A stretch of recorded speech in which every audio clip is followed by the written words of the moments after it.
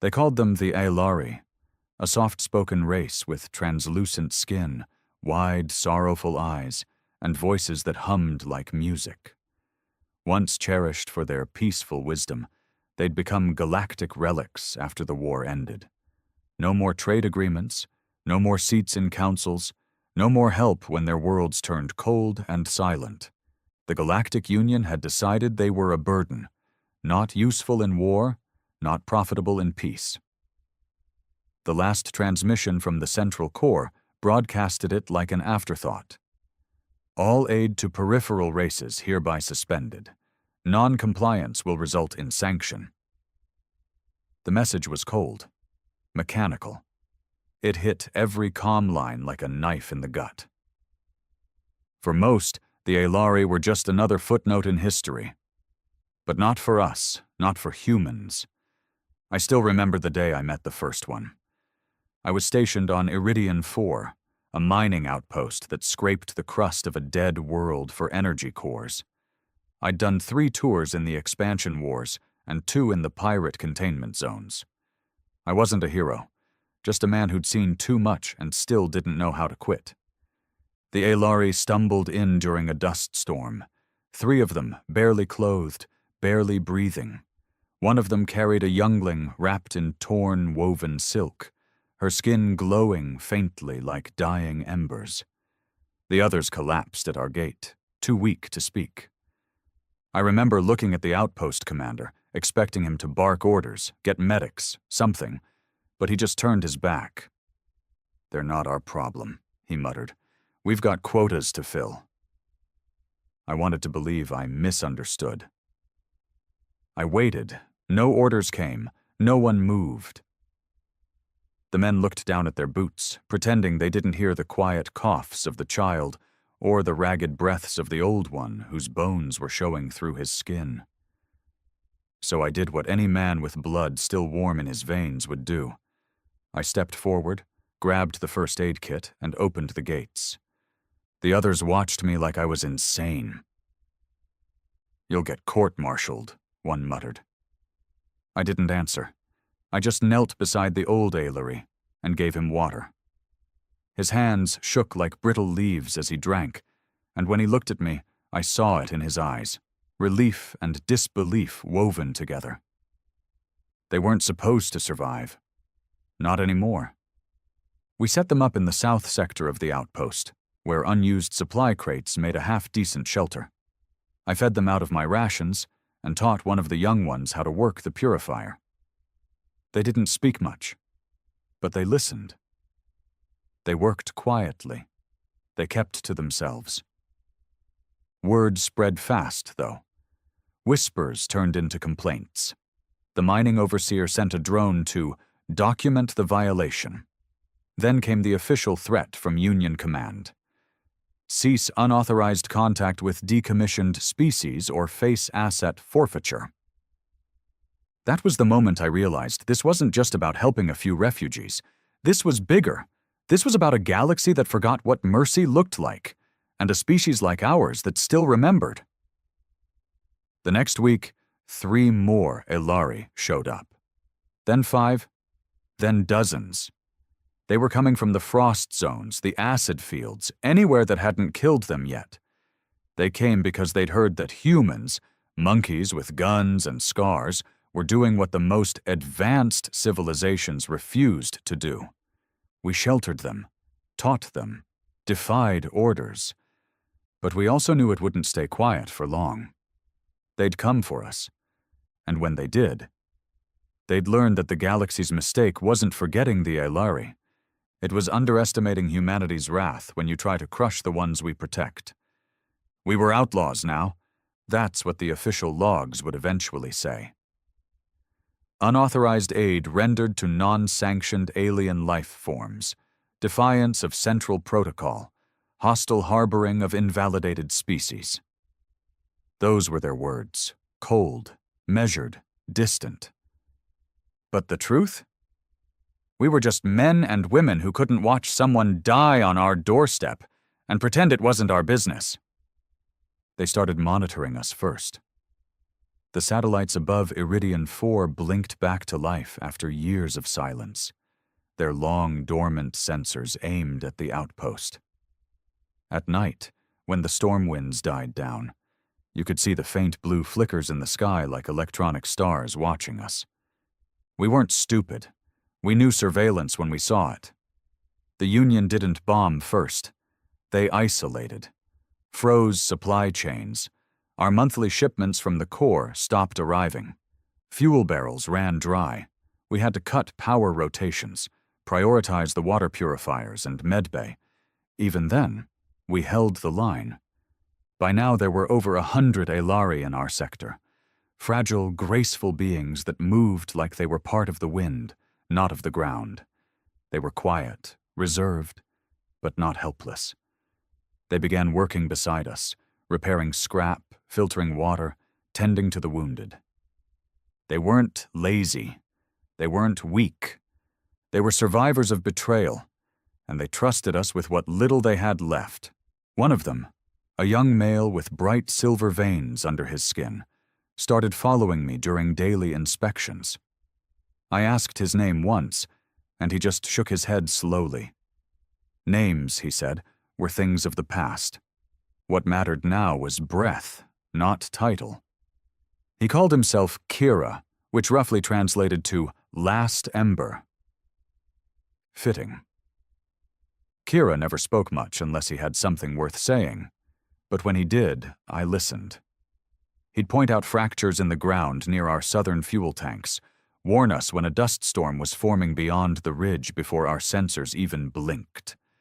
The Aelari were attuned to things we weren't. He became my shadow, my advisor, maybe even something closer than that. Not a friend, not a soldier, a witness. They needed a place to rebuild. We needed a reason to fight again. The men on my crew, Vance, Duro, Barrett, Cole, weren't saints. They were tired ex-soldiers, busted miners, men with pasts they didn't talk about. But none of them turned their backs. They stood with me, with the Aelari, because deep down they knew the Union didn't care about us either. We were all disposable, just like the ones we were protecting. Then came the drone. Not the passive recon bots. They'd been watching us for weeks. This one was heavier, sleeker, painted in Union matte black, bearing the insignia of the Enforcement Guild. It hovered in low, its anti-grav hum shaking the bunkers. The thing wasn't here to observe. It was here to intimidate. I stood outside the gates with my rifle slung across my shoulder, staring it down. "Outpost 17A," came the voice, robotic but with that smug tilt only a Union AI could produce. "You are in violation of Intergalactic Ordinance 342B. Surrender unauthorized lifeforms for extraction or face tactical intervention." Kira stood behind me, silent. I didn't blink. "We've got civilians here, starving, sick. If you want them, come down and drag them yourselves." The drone paused for a long second. Then it ascended, turned, and vanished beyond the ridge. That silence afterward was heavier than any explosion. They were testing us, measuring how far we'd go, how long before we bent. We didn't. That night we fortified the outpost, welded scrap into barricades, rewired the old turrets no one thought would ever fire again. The Aelari helped too, not just with hands but with knowledge. They remembered things the galaxy forgot, how to weave light into shields, how to redirect power through natural channels in the stone. Together we turned a mining outpost into a fortress. Then, 2 nights later, it happened. A transport ship crash-landed 3 clicks north of our base. I saw it coming through my old scope, its engines on fire, its wings clipped. It slammed into the blackened earth and tore through a dust ridge like a knife through silk. We mounted up and rode out with 3 bikes and a crawler. What we found changed everything. The ship wasn't Union. It was Aelari, a long-forgotten model, scorched and battered, with hull markings faded by time. Inside were 30 more Aelari, half of them unconscious. The others, starving, hunted. There were plasma scorch marks on the walls, signs of a fight. Someone had tried to stop them from escaping. They came from a planet we didn't know about, one the Union had kept off the charts. A place where the remaining Elari were being contained, their word for internment. "Containment centers," Kira whispered as he walked through the ruined transport, fingers tracing the cracks. "They promised us safety. All they gave us was rot." He turned to me, and for the first time, I saw fire in those soft eyes. "They need to be freed." The words hit like a charge detonating in my chest. I didn't say yes. I didn't need to, because somewhere deep in my bones I already knew. This wasn't just a rescue mission anymore. It was a rebellion. We weren't protecting a race. We were dragging them back into existence, kicking and screaming if we had to. When we brought them back to the outpost, the others didn't question it. They just made space, shared food, helped rebuild. That's the thing about humans. We're bastards, sure. Violent, loud, flawed to the core. But when we decide someone's part of our tribe, we go to war for them. And the war was coming. We intercepted a signal a few days later. The Union was mobilizing. A cruiser-class vessel had been rerouted to neutralize escalating non-compliance on Iridian 4. That was their way of saying, "Burn it all down." I gathered my crew in the comms room, eyes scanning every scarred face. Vance had one arm from an old mech explosion. Duro was missing 2 fingers. Barrett had burn marks across his throat. Cole had a glass eye. These weren't men built for speeches, but I spoke anyway. "They're coming to erase us. Not just the Elari, United States. Because we made a choice they didn't like. You don't have to stay." No one moved. Barrett spat in a corner and grinned. "I never liked Union food anyway." Cole tapped his rifle. "They come, they bleed." Vance gave me a thumbs up with his one good arm.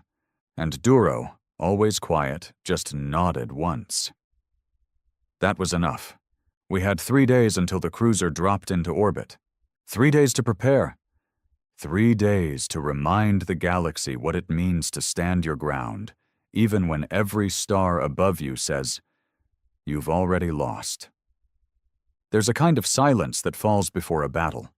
Not the peaceful kind, but the kind that hums behind your ears, makes your skin itch, and stretches every second like wire ready to snap. That's what we felt as the cruiser loomed closer. The stars looked the same, but we weren't. Not anymore. The Union named it Aegis Class, a warship designed for intimidation more than invasion.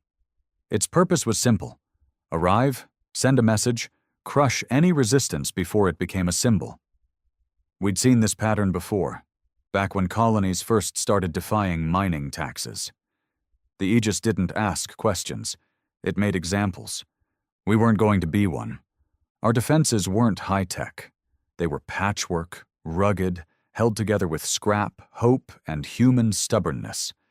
We had pulse turrets wired through salvaged cargo ships, old EMP mines buried in the perimeter, and 4 reprogrammed diggerbots rigged to blow if anything breached the outer wall. The Elari worked with us every hour. Their hands might have looked delicate, but their minds were sharp. They reinforced our shields with something we didn't understand. Light bonding, they called it. Using energy flows from natural minerals buried beneath the outpost.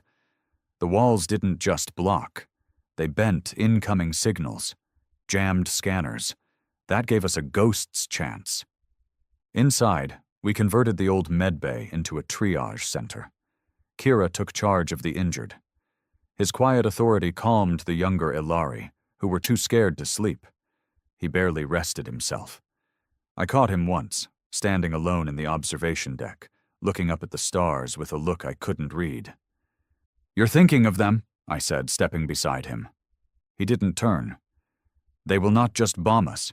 They will show the rest of the galaxy what happens when a forgotten species dares to rise again."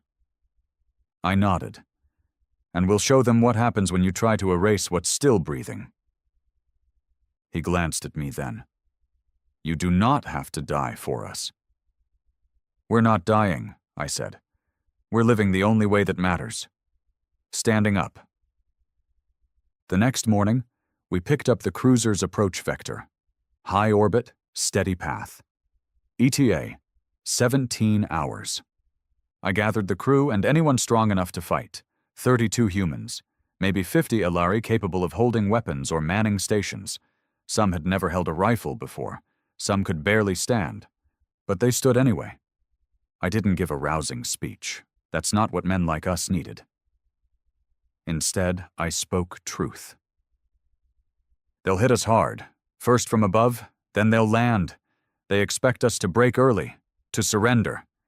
Maybe even beg. We don't, we hold. Every minute we last sends a message. Barrett cracked his knuckles. Let's give them a novel. That drew a few smirks. Even Kira managed a faint smile. We split into squads. Vance took the south wall. Duro and Cole manned the turrets. Barrett coordinated the mines. I stayed center.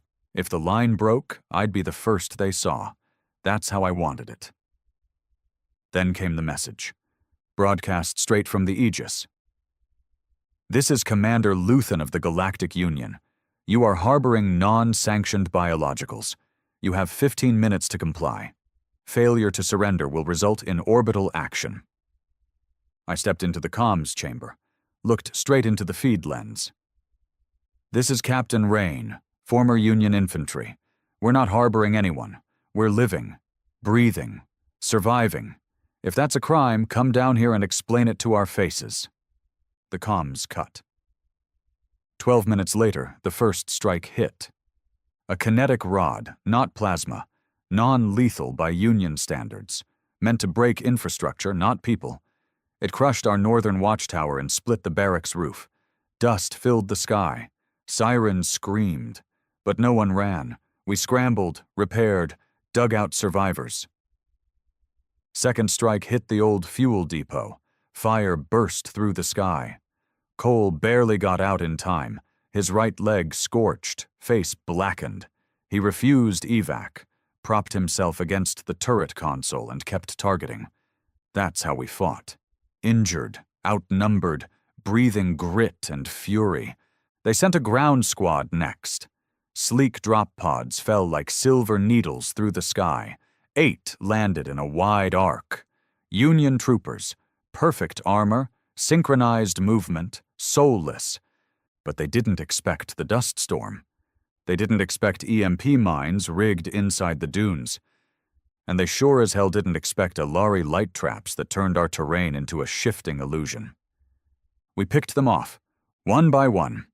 I killed 3 myself, close range. Face to face. I saw the confusion in their eyes, saw them realize we weren't the desperate fools they thought we were. We were men with nothing left to lose, and that made us monsters they couldn't predict. An hour passed, then 2. They lost over 20 troopers trying to breach the east side. The Aegis shifted tactics. Plasma this time. They dropped a blast on our generator zone, taking out half the eastern shield. Fires erupted. Debris rained. Barrett went down, shrapnel through the chest. I held his hand as he coughed blood. "Don't let those bastards rewrite this," he rasped. "Make them remember." I promised him I would. His pulse faded before the fire did. Kira arrived minutes later, skin dim, lips cracked. They're scanning again, preparing another drop, but not soldiers. Something worse. What worse? I asked. Cleansers. I froze. The Union only used cleansers for one thing: annihilation. If they dropped those, we'd be ash in minutes. That was their final move. No survivors, no evidence. Just another empty outpost they'd say was abandoned. History would forget us. Unless someone made sure it didn't. I went back to the comms, recorded a full vid log, detailed everything: the attacks, the cruelty, the refusal to let innocent beings live. I coded it, tagged it with a pulse beacon, and launched it into orbit. The message would reach the outer systems. Maybe not today, maybe not tomorrow. But someone would hear. We weren't going to vanish quietly. Then came the roar, not from the sky, but the ground. The light-bonded shields the Alari built suddenly flared brighter than we'd ever seen. The ground pulsed, the wind screamed. Kira turned to me. We opened the core veins. It's a last resort. It will kill the land for years, but it will block their drop. The blast wave that followed knocked everything sideways. The cleansers, still mid-descent, hit the energy wave like birds slamming into glass. Explosions filled the air. The sky cracked with fire. We lost 4 more men in the collapse. But we held. We held through the night. We held as the Aegis lost its will. And then, silence. By morning, they were gone. Just like that. They didn't send another message. Didn't return. They left us broken, bleeding, smoldering. But alive. The Alari lit blue fires for the dead, our dead. They sang soft songs that shook the walls with their sadness. We didn't understand the words, but we felt them. We stood among the wreckage. Fewer than before, but not alone. The Union thought they could erase a race. Instead, they gave it warriors. They gave it allies. They gave it us. The smoke hadn't cleared. It never does. Not really. It hangs in your throat, under your skin, in the quiet between each breath. Some battles are loud. Others keep screaming long after the noise is gone. Iridian 4 was the latter. We buried the dead at dawn. No flags, no ceremony. Just names when we had them. Scratched into rusted steel plates or carved into scorched rock. Barrett, Cole, Trina from the comms team. Duro, who had dragged 2 Alari kids out of a burning shelter before the roof collapsed on him. Kira stood with me the entire time. His kind didn't believe in burial. Energy returns to energy, he'd once said. But he honored our way, watched us dig with cracked hands and tired shoulders. When we finished, the wind picked up. Not harsh like before, gentler, almost respectful. Kira hummed something low and mournful, and soon the others joined in. The Alari voice didn't just echo, it layered, like light bending through glass. Each tone wove into the next until the very air felt heavy with grief. Vance placed his hand on my shoulder when the last of the ashes were scattered. "They didn't break us," he muttered. "No," I said. "But they'll try again." And we both knew it. The Union might have pulled back, but that was a tactical retreat, not surrender. They'd underestimated us once. They wouldn't make the same mistake twice. The next time it wouldn't be a cruiser. It would be a fleet. Unless we changed the rules. 2 days later, a ship arrived. Not Union, not hostile. It was civilian class, modified for stealth and long range. Old markings from a forgotten Earth colony. It landed just beyond the ridge, its hull blackened by re-entry burns. I approached with my rifle drawn, Kira at my side. The ramp lowered slowly. Out walked a woman, mid-30s, scarring down her jawline, coat made of salvaged synth leather and a dozen pockets. She looked human, but her eyes were cyber-enhanced. Tracker grade. She raised her hands. I'm not with them. "Who are you with?" I asked. "Anyone who still gives a damn," she said. "Name's Corin. I picked up your beacon." That message I'd sent? It worked. She wasn't alone. Her ship held medical supplies, food rations, weapons, nothing fancy, but it meant hope. She'd been running outer system routes for years, working off the grid, smugglers, medics, defectors, people who knew how to hide, fight, or both. "You made a hell of a statement," she said, scanning the wreckage. "Union won't let this slide." "Good," I said. "Let them come, but we won't be here." She raised a brow. You're leaving? I looked out over the remains of the outpost, the broken towers, the cracked shields, the mass graves. This place is proof, I said, but it's also a graveyard. If we stay, we die here when they return. But if we move, if we spread, we become a movement. That night, I called a council. Humans and Aelari alike gathered in the central dome, sitting on crates, floor panels, pieces of welded scrap. No thrones, no speeches, just the truth. We can't win if we stay small, I began. The Union owns the stars because no one dares to take them back. But they forgot one thing. Humanity was made to adapt. We don't just survive.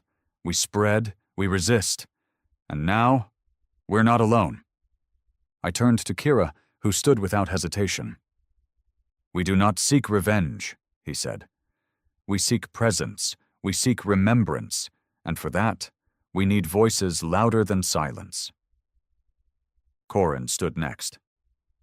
I've got contacts, outposts, pirate groups, dissidents. The galaxy's full of people who've been steamrolled by Union boots. You give them a story, one where humans bled for someone else, and they'll listen. The room pulsed with tension and resolve. We agreed on the plan before the sun rose again. We would leave Iridian 4. We would scatter across trade routes, mining colonies, even inner ring slums. We'd spread the story of what we did, of what the Union did, of what was coming. We called ourselves the Ember Line. Not soldiers, not heroes, just a fuse waiting to be lit. Over the next 10 days, Corin helped retrofit 2 old transport freighters. Kira and a few of his brightest designed cloaking mods from leftover Union drone tech.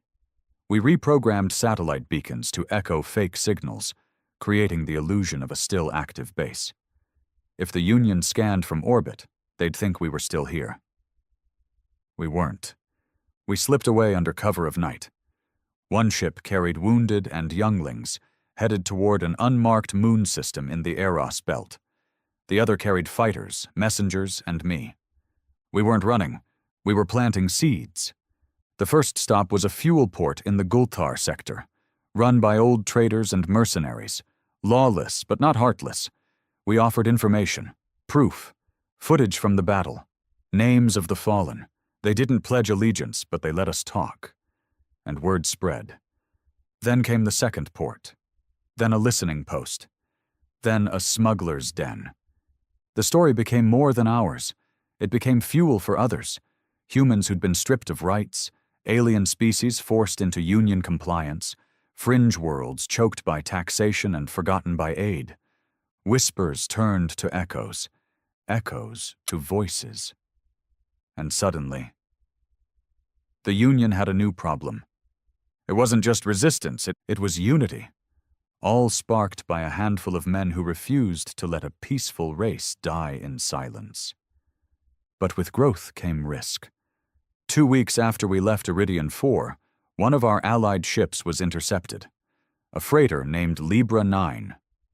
It carried 6 Aelari, 3 humans, and 1 pregnant technician who'd defected from a Union data core. They didn't even get a warning shot. The Union vaporized them in orbit. No trial, no broadcast, no reason. That night, I sat alone in the ship's engine bay, staring at the names on our growing memorial list. Corin found me there. "They're going to escalate," she said. "Fast! You scared them." "Good," I whispered. "Let them come." She leaned beside me. "We need to strike first." I didn't reply at first. Then I stood. Number we strike last. She raised a brow. "You want them to keep hitting us?" "I want them to think they're winning." Her eyes narrowed, but a smirk formed. "You're gonna make them bleed the long way." "No," I said, turning toward the war table we'd built from old cargo crates. "I'm going to make them watch as the galaxy decides it doesn't need them anymore." The real war wasn't about weapons or ships. It was about the story. And now the galaxy had one worth telling. Every system has cracks. Every empire, every machine, every polished lie they try to sell you. You just have to find the fracture lines and push until the whole thing comes down. That's what we were doing. Bit by bit, strike by strike. The Union still controlled the comms relays, the major ports, the fleet paths. But we had the one thing they didn't: belief. People were starting to whisper our name across the trade lanes, the Ember Line. We became something more than survivors. We became a question. What if the Union wasn't inevitable? What if they could bleed? We hit a relay station on Rithus Prime, a quiet, icy moon used for logistics and resupply. Barely guarded, a perfect first real strike. Vance led the infiltration squad. Kira stayed on the main ship, coordinating feeds. I was on overwatch with Corrin, eyes on the ridge. We disabled the station's backup shield generator, jammed their external distress pings, and walked right in under a falsified cargo tag. 3 minutes of silence. Then 3 shots. By the time we breached the command chamber, the Union crew had already surrendered. We didn't kill them. That was important. That was the real victory, not the data we stole, not the explosives we planted, but the proof that the Union could be beaten without becoming like them. We left the crew tied, unharmed, with a medical kit and a message scratched into the wall in both Union Common and Elari script. You forgot us. We remembered each other. Corrin said it was risky. People want fire rain. They want explosions, ships burning in the sky. No, I said.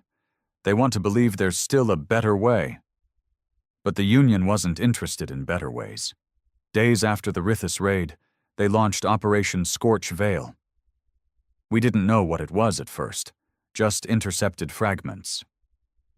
But when the reports came in, my blood went cold. They were hitting Elari refuge zones, not bases, not military sites, villages, places where old Ilari went to die quietly, far from conflict. The first was called Elvaran, a name that meant quiet waters in their tongue.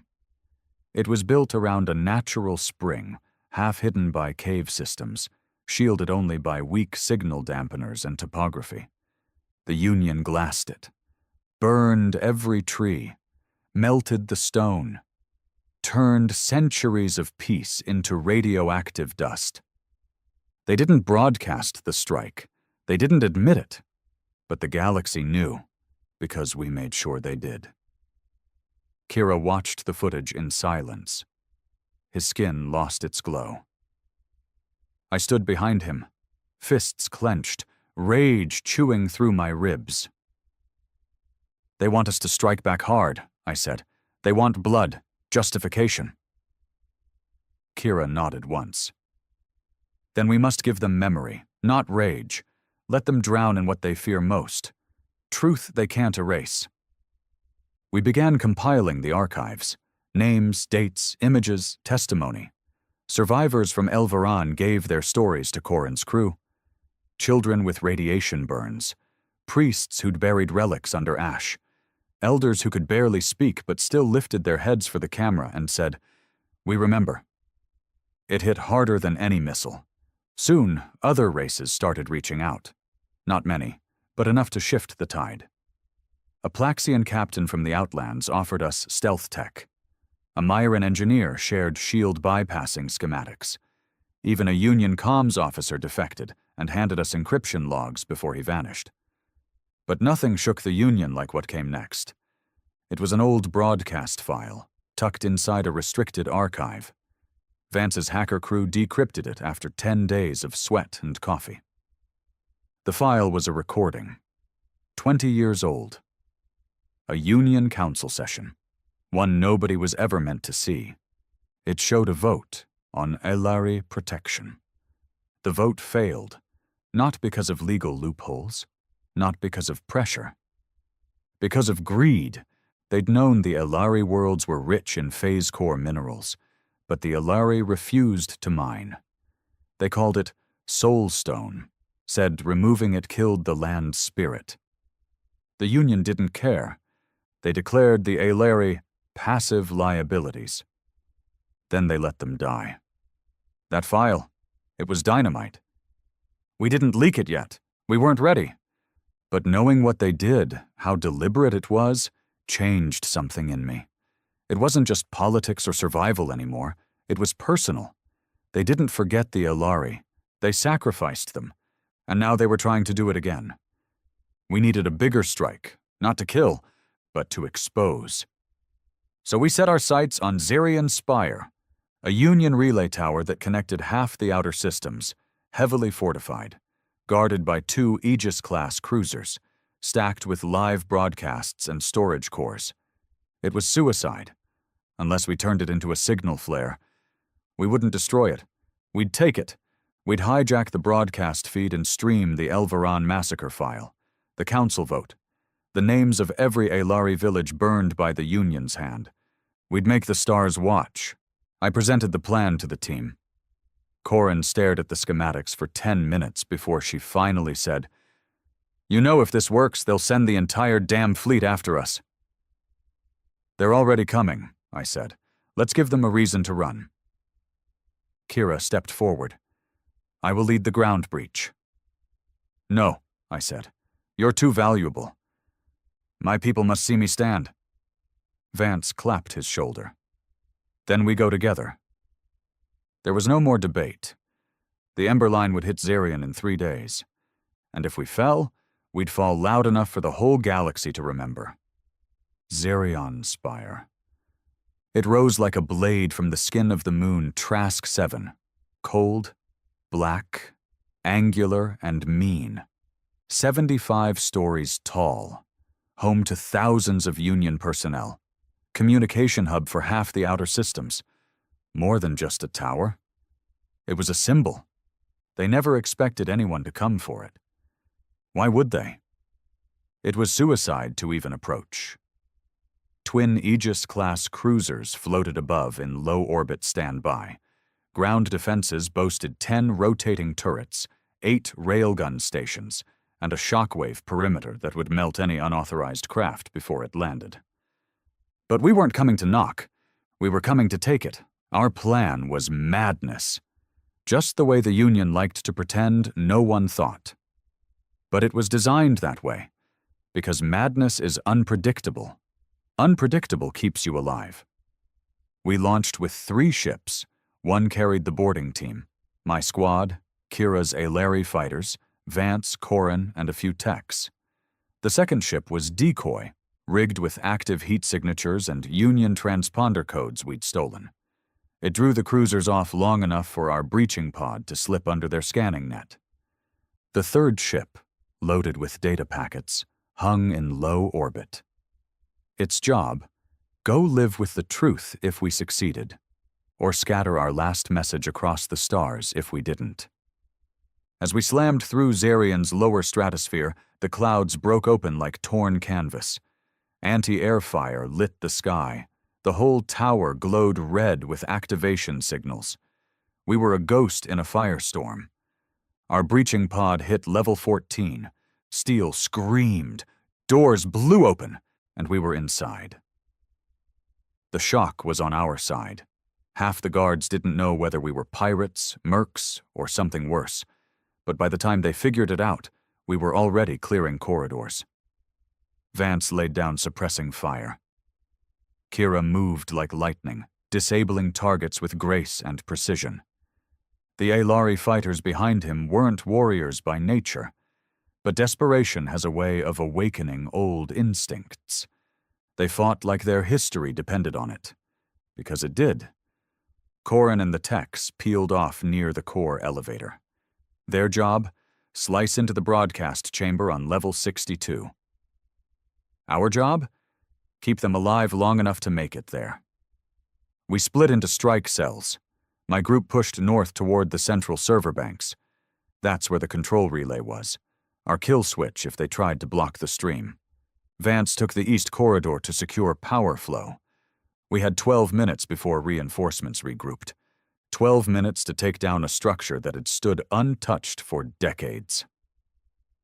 I cleared the third corridor, rifle tight in my hands, moving from cover to cover. We passed labs, offices, dead hallways filled with flickering lights and toppled chairs. Most of the staff had already locked down or fled. But one room stopped me cold. It was filled with Aelari, or what was left of them. Tubes, wires, feeding systems, data nodes. They were studying them, cloning, harvesting, experimenting on a species they claimed no longer mattered. One still breathing because we dared to protect them. Kira entered behind me. He didn't speak. He just looked, and I saw something break inside him. "They lied about mercy," he whispered. "We expose this too," I said. "Every second of it." He stepped forward, deactivated the control pads, and said a prayer under his breath. The remaining Aelari, weak and dazed, looked at him with wide, flickering eyes. He looked back and promised, "You are not forgotten." Then the alarms shifted. Not security, military-grade override. The cruisers were returning. Corrin's voice crackled through my comms. 5 minutes. We're in the chamber. Uploading files now. Status? Rough, defensive grid came online. We're pinned behind the primary wall. If we don't reroute power, the signal dies before it reaches sector relays. I turned to my tech, an old slicer named Kaelric. Grimy hands, synthetic eye, attitude like vinegar. "You heard her," I said. "Find me a reroute." He grinned, pulled out his tools. "Buy me 3 minutes, and a miracle." We gave him 5. Downstairs, the guards regrouped and charged. We held the hallway. Me, Vance, 2 Aelari fighters, one of whom was already limping from a leg wound. Gunfire turned the walls to slag. The air reeked of plasma and blood. I dropped 3 troopers before they reached the second column. Vance took out 2 more with a shoulder launcher. Then came the grenade. It hit the wall, bounced once, and exploded. I woke up to silence, ears ringing, vision blurred. Vance was down. I crawled to him. Blood soaked his side. His eyes fluttered open. "Is it done?" "Not yet," I said. "Then don't stay here." He shoved something into my hand. A detonation trigger. "The hallway's lost. Seal it. Get them out." "Not without you." He gave me the look I knew too well. "Do it." I held his hand for half a second longer. Then I ran. Kira's squad was pushing toward the upper lifts. We barely made it through before the first shockwave hit. The hallway collapsed behind us, cutting off the lower floors. Vance gave us a corridor of silence. Corrin's voice hit again. "Stream is live. Data file 1 complete. We need you at the main relay. Manually override transmission lock. 30 seconds or we lose it." We reached the broadcast center just as the cruisers locked target. Through the glass dome, I saw the sky fill with light. But it wasn't death. Not yet. The third ship, the one we left in orbit, had released its decoys.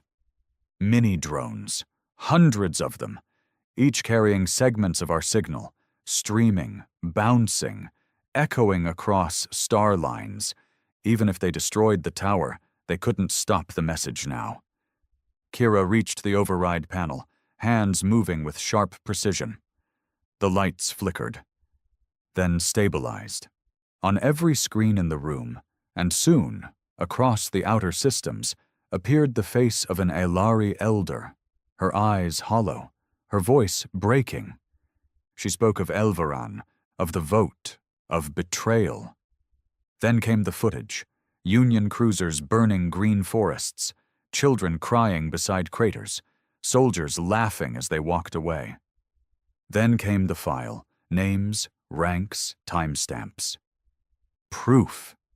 Every detail broadcast in 12 languages, to every world that still had ears. And just like that, Zarian Spire didn't belong to the Union anymore. It belonged to history. We didn't stay, couldn't. We exfiltrated through the upper maintenance shaft, dropped into the undercanals, and vanished into the drainage systems. The entire upper deck blew 10 minutes later, courtesy of Corrin's backdoor protocol. Just enough fire to convince the Union we'd been vaporized. We weren't. We were already gone. The Ember Line lived. There's a strange silence that comes after a storm, a kind of stillness that hums with unfinished violence. We felt that in the days after Zarian Spire fell. Not peace, not relief, just the tension of waiting for the hammer to come down.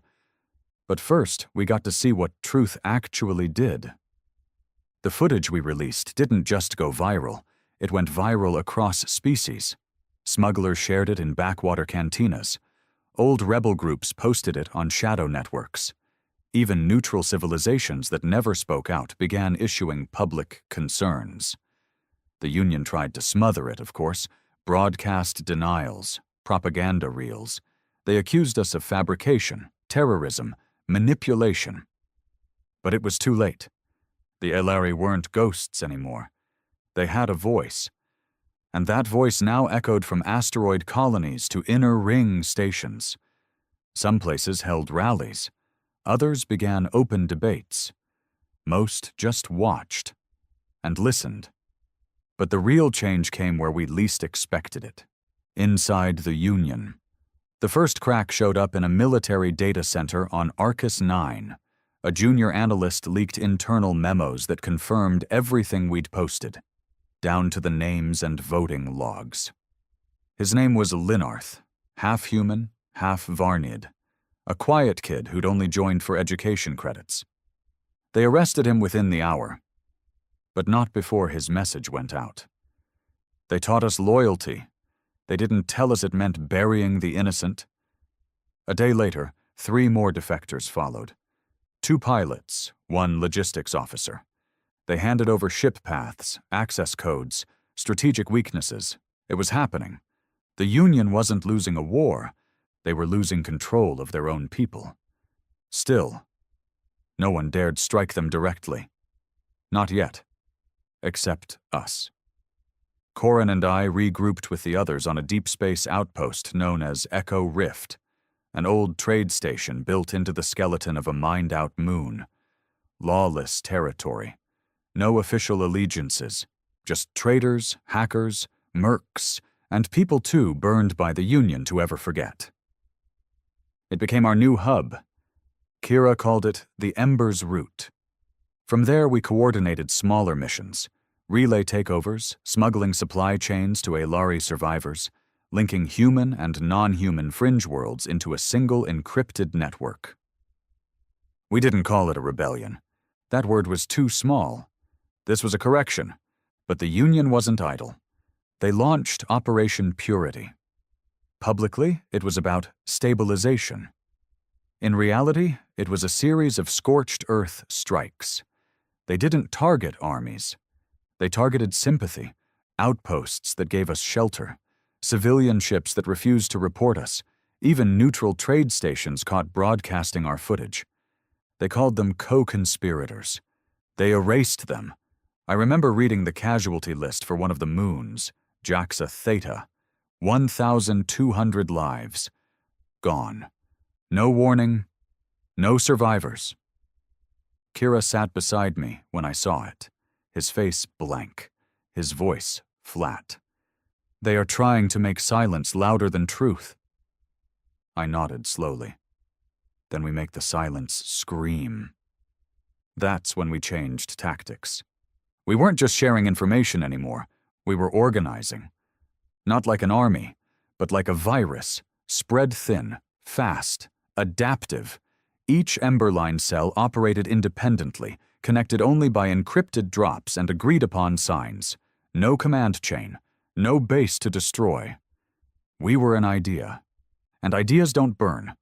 Some of the newer cells had no humans in them at all, just Ilari fighters trained by our veterans. Some were run by rogue AI who joined the cause after their creators were executed for treason. We even got word that a few Union ships had started going dark, refusing orders, drifting into the void, waiting for a sign. One came 2 weeks later.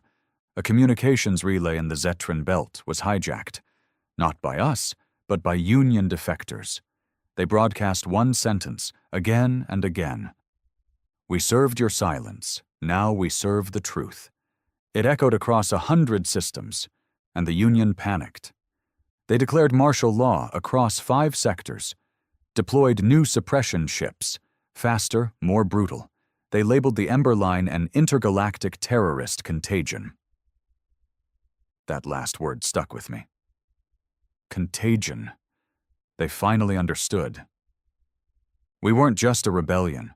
We were infection, of memory, of guilt, of justice. The galaxy was waking up, and even if they crushed every cell we had, they couldn't unsee what we'd shown them. The first system to fall wasn't one of ours. It was Ulrich's II, a mid-tier Union-controlled colony on the edge of the trade spine. They had factories, drones, a garrison, a rigid command structure.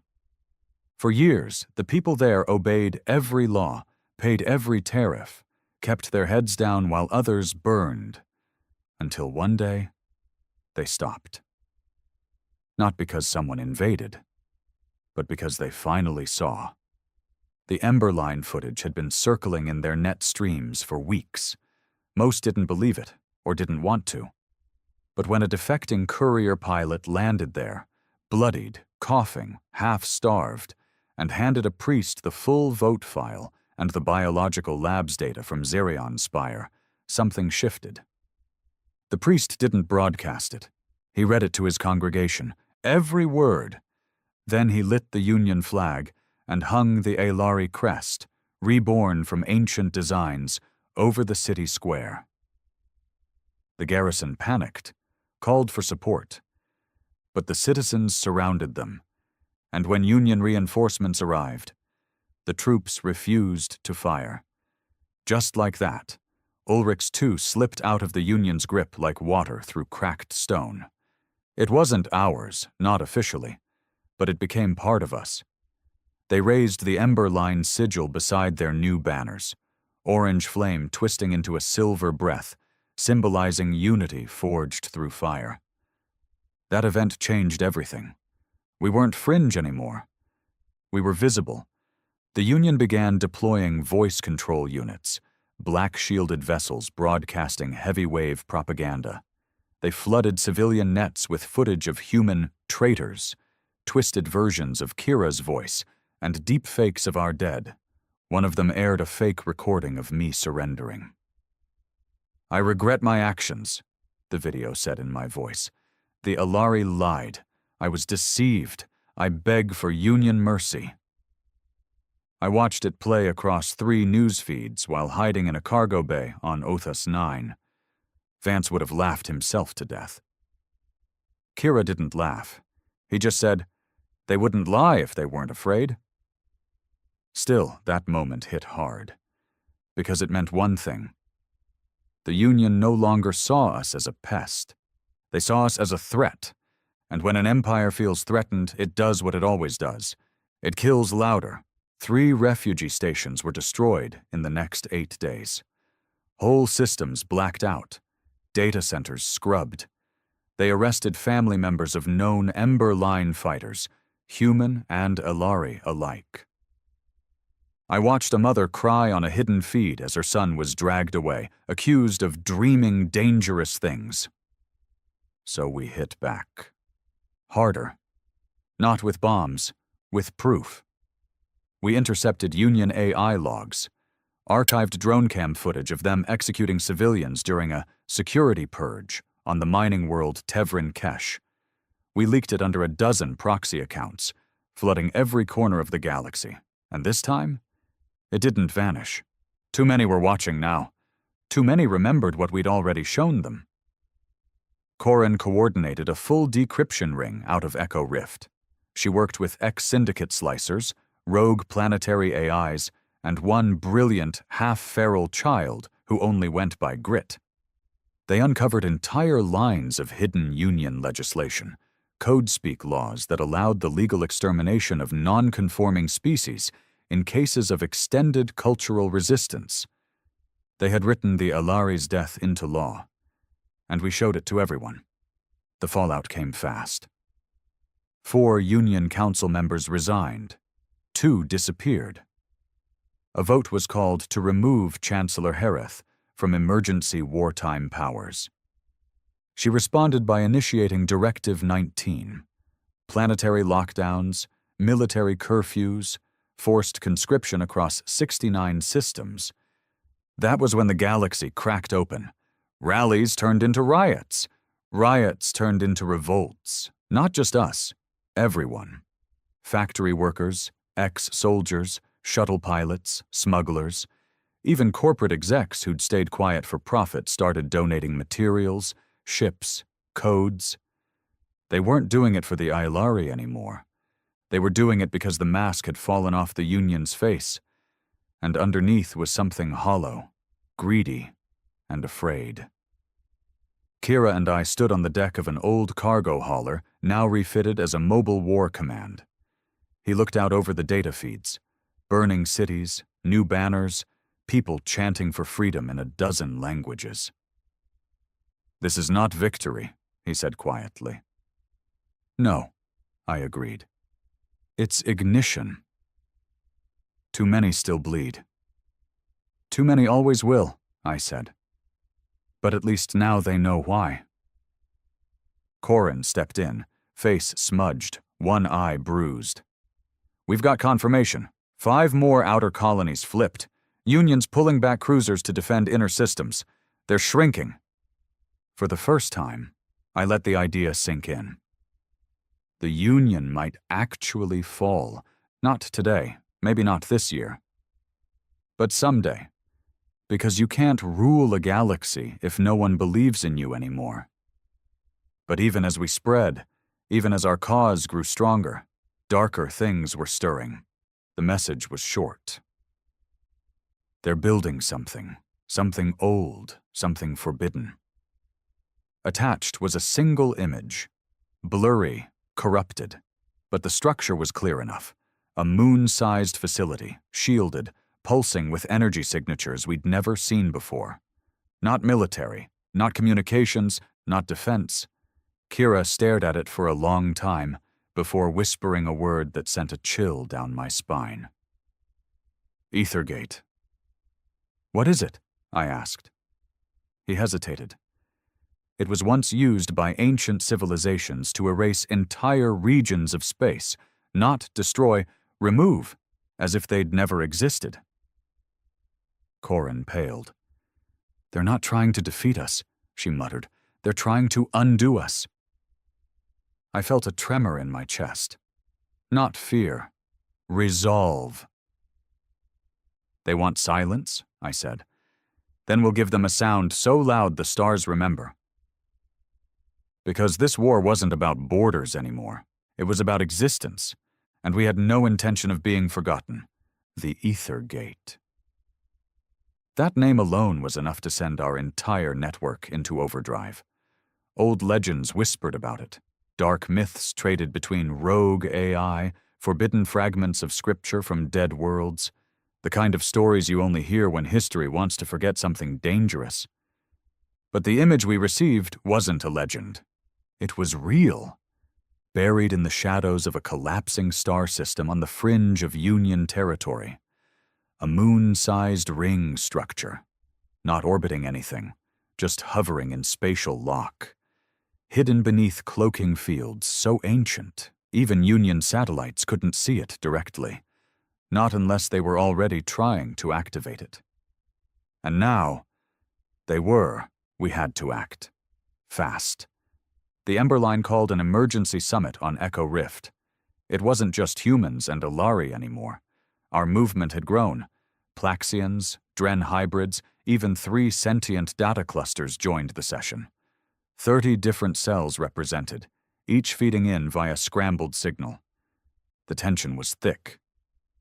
"We don't have enough to launch a full assault," Corin said.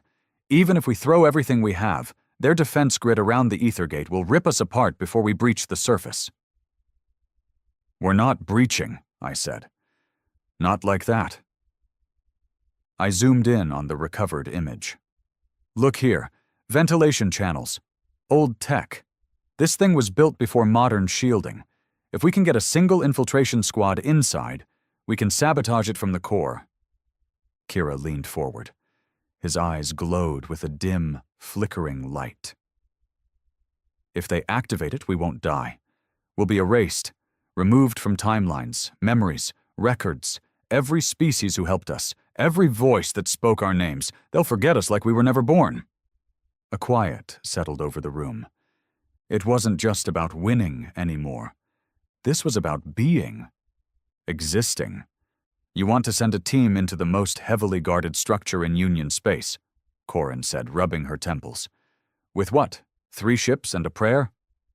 "No," I said. 4 ships. And a promise." She looked up. "That if we don't make it," I continued, "the galaxy still remembers what we fought for." The vote wasn't unanimous. But it was enough. The mission was green-lit. We called it Project Revenant, because if they tried to erase us, we'd haunt their history anyway. I handpicked the team. Kira, of course.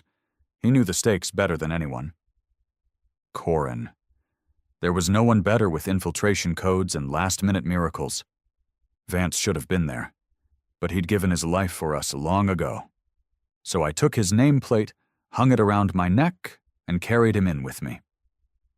The others included a Dren tactician named Riv, whose arms split into 6 when needed.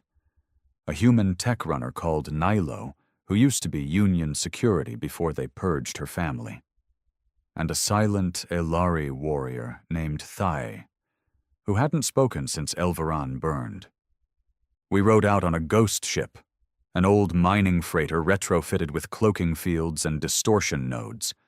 Ugly, slow, and invisible to all but direct scans. Perfect.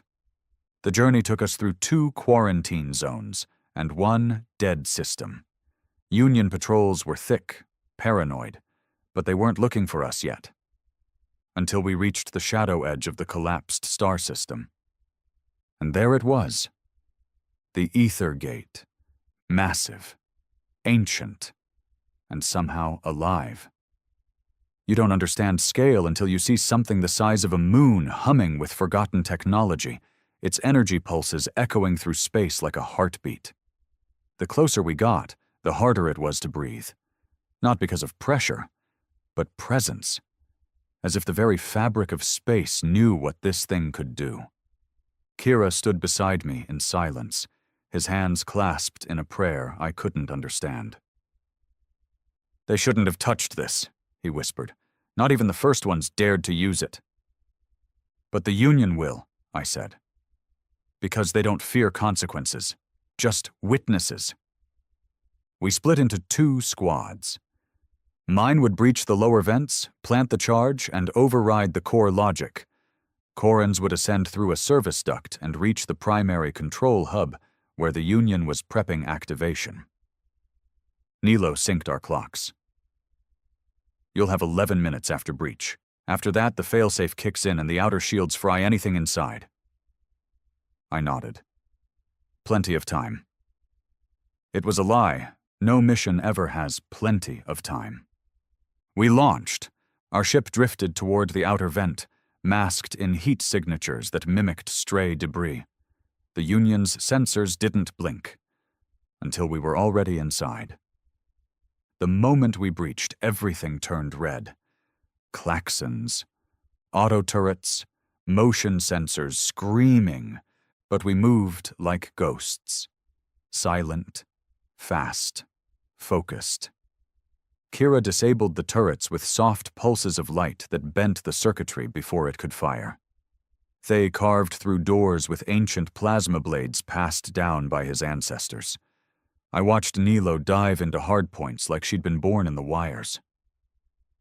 We reached the central access chamber in 8 minutes.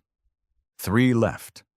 The core was beyond a sealed barrier, and in front of it stood 2 Union paladins, genetically enhanced, armored like war gods, with blades that burned blue and eyes that saw through most lies. But not through courage. We hit them fast. I took a blade to the shoulder, nearly lost my arm. Kira was thrown across the room. Nilo took a blast full to the chest. Her armor stopped it, barely. In the end, it was Thay who finished it. He didn't speak. He just moved. Ailari style wasn't built for war, but for harmony. But harmony in the hands of the broken becomes something brutal. He dropped them both in 6 seconds, then collapsed. We didn't have time to mourn. We dragged the bodies aside, cracked the seal, and stared into the heart of the ether gate. It wasn't a machine, it was a memory. The energy pulsed in patterns like thought. It felt alive. Nilo patched the core. Charge set. 2 minutes.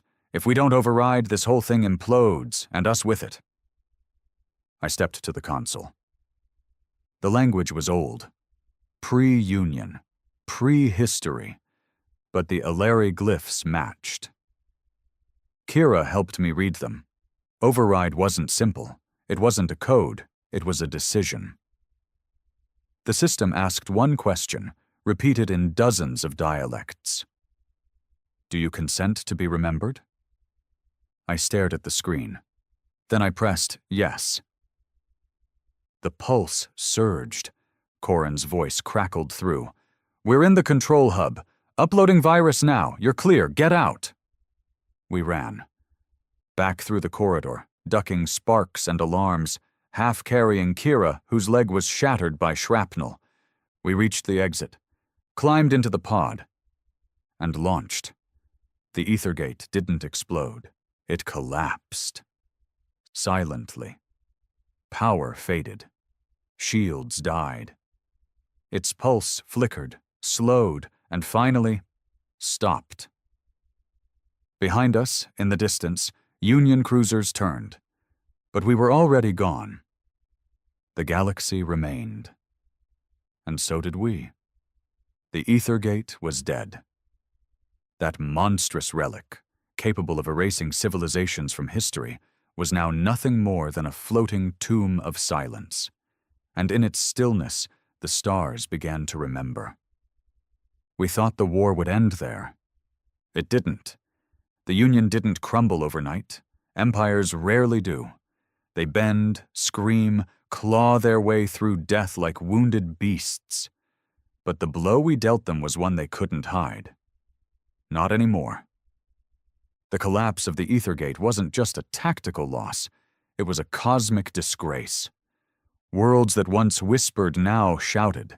Colonies that once obeyed now resisted. Even the core systems, places so deeply tied to Union control that rebellion had seemed laughable, began to fracture. Small at first, then louder. Massive corporations started breaking away. Data hubs refused surveillance pings. Local governors declared neutrality. The Union's response? Tighter grip. Sharper threats, raids without reason, and every single time, another cell of the Ember Line emerged in response. It wasn't just humans anymore. It wasn't even just Ailari. The galaxy itself had begun to rise. Kira and I returned to Echo Rift a week after the collapse. The station was fuller than ever, ships docking from every system, carrying supplies, stories, and names of the fallen. The walls were covered in symbols, each marking a world that had joined the cause. 47 when we left, 86 when we came back, and growing. Corin met us at the landing pad. Her left arm was in a sling, eyes tired but still burning. "You made it," she said, pulling me into a tight hug. "I thought you were atomized." "You think that every time," I said. "Yeah," she smirked, "and one of these days I'll be right." We held a council that night, the largest yet. Kira stood in the center of the room, limping, eyes pale but steady. He wore the old robes of his ancestors, cleaned, repaired, and now glowing faintly with woven light. He didn't speak for long. Just enough. "I once thought survival was enough," he said. "But you, all of you, reminded me that living in truth matters more than merely existing. The Union tried to forget us. You reminded the galaxy that memory is resistance." A low murmur of agreement passed through the crowd. I stepped forward next. I wasn't dressed for war anymore. No armor, no rifle. Just the plate around my neck, Vance's name, and the stories burned behind my eyes. Every empire thinks it can outlive truth. Every tyrant thinks fear will last longer than justice. But now they know better. Because we didn't fight them with fleets. We fought them with witnesses. With every child who saw our broadcasts. Every worker who passed a message. Every voice that whispered our names when it wasn't safe. I paused, then lifted the data chip Nilo recovered from the Ethergate's core. "This is the last piece of them," I said. "The final logs of what the Union tried to erase, and now we release it. All of it. No encryption. No hiding. Every memory they tried to destroy, restored. To every star, every screen." We uploaded it live. Within hours, the galaxy erupted again. This time not in fear, not in protest, but in honor. Shrines went up on dozens of worlds, dedicated not to humans, or Aelari, or the Ember Line, but to the forgotten. Names that never made it into the Union's records, villages burned, cultures erased, heroes unnamed. They had names now. The Aelari called this day Kirin Thay, the day of breath given back. Corran just called it what it was. Victory. Not the kind you shout about, not the kind you raise a flag for, but the quiet kind, the lasting kind. Of course, the Union wasn't done. They still had power, ships, soldiers. But something had changed. The fear was gone, not from them, from us. And when people lose fear, empires lose wars. Over the next year, we saw system after system declare independence. Some called themselves free republics, others formed pacts. One group, made of humans, Aelari, and 6 other species, called themselves the Second Accord. Their first law? No being may be forgotten by force.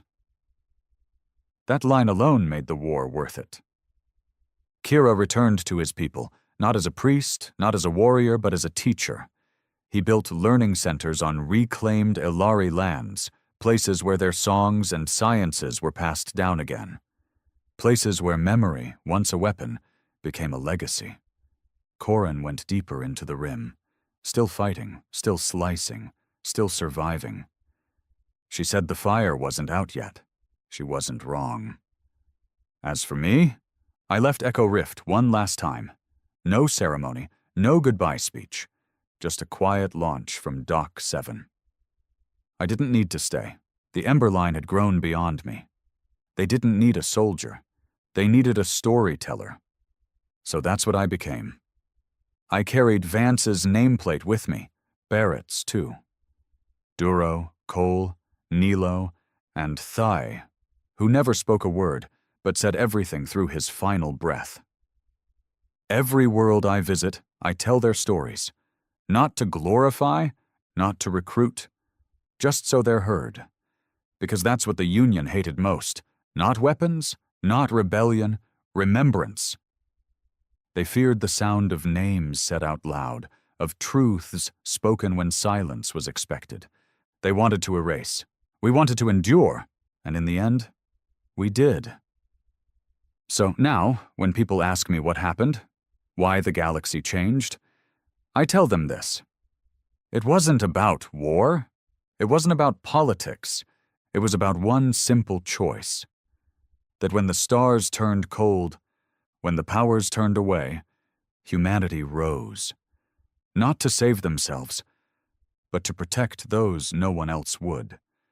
And in doing so, they saved everything.